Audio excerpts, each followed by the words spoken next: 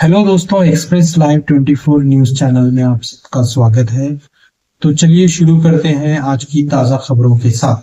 MGM hospital మరి తీసేసి jail తీసేసి అక్కడ 20 ఫ్లోర్ల హాస్పిటల్ కడతామని చెప్పారు.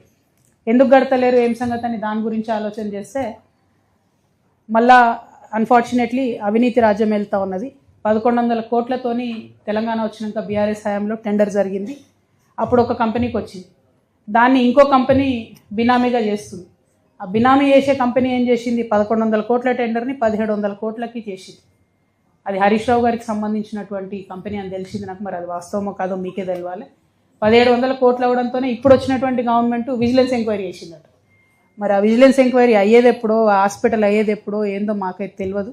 బట్ ప్రభుత్వాన్ని మాత్రం ఒకటే డిమాండ్ చేస్తున్నా, పోయిన ప్రభుత్వంలో తప్పులు జరిగినాయి అని ఇంకా కూడా మొత్తుకునే బదులు ఆ తప్పుల్ని సరిచేయండి, తొందరగా విజిలెన్స్ రిపోర్ట్ తెప్పించుకోండి, ఎవరినన్నా శిక్షించేది ఉంటే శిక్షించండి, ఏది చేస్తారో చేయండి, కానీ ప్రజలకు మాత్రం సౌకర్యాన్ని క్రియేట్ చేయవలసిందిగా నేను కోరుతా ఉన్నాను.